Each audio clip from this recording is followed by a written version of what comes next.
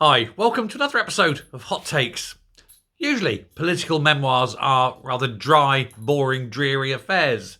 And certainly, Sturgeon's will be. You know, I can't remember. It wasn't me. I was never there. Boris Johnson, on the other hand, has got a 764-page tome. And he is writing in full. He is giving very in-depth analyses of what was going on. I think it's probably one I will read. I don't read them often. There's not many I would, but his probably will. Now, we know that Johnson and Sturgeon loathed each other. They hated each other with a passion.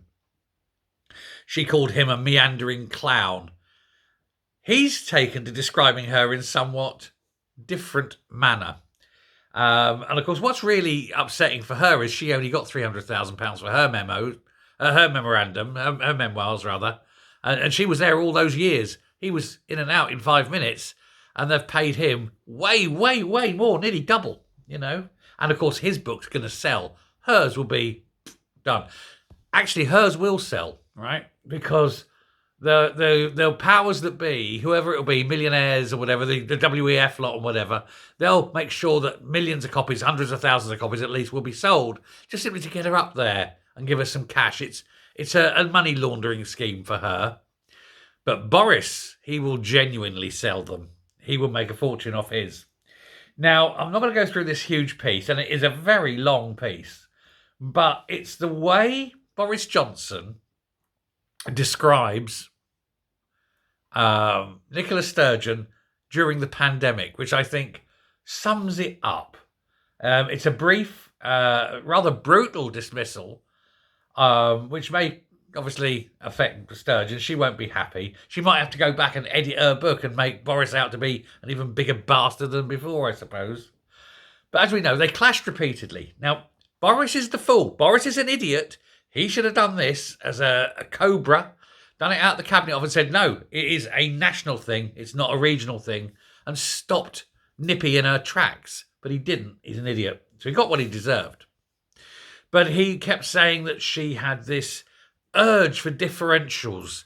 If they said, we're going to go on Tuesday, we'll all agree, we'll all go 7 o'clock Tuesday. Yeah, okay. She'd have been out that door and done it at 6:30 on a Tuesday, just to be first. Or if he said, right, the rule is no more than 8 together. She'd have been out saying no more than 6 together. For no other reason than just to be different. She wanted to show she was Scotland's mammy and all this.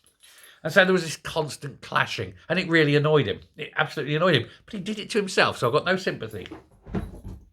But there's a couple of lines, and I'm just going to read them too, because I think they're excellent. Mr. Johnson, Boris, writes, "The sainted leader of the Scottish National Party has adopted a highly successful strategy of always appearing to be slightly more risk-averse than the government in London.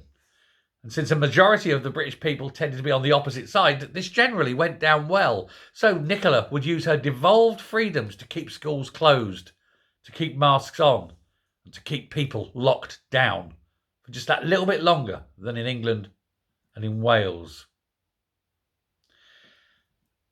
He says and continues, "If we decided after agonising debate that it was time for people to go back to work, she would immediately appear on TV, lips pursed, brow furrowed, to say that Scotland wasn't ready for this yet, just to be different. Some Scottish people seemed only too happy to spend a little longer at home at the general expense." He said it made him look like a brutal English Tory, while she was an unco good Princess Twinkletoes. He says it was probably useless, and it highlights the fact that there was no perceptible difference in death rates between the two nations. And he said he reacted afterwards with her calls for independence, another independence referendum, with horror. And he said the whole thing was all done just to make her more magnificent. Her halo, thankfully, has slipped, and it turned out she and her husband had some questions to answer about how SNP funds were spent.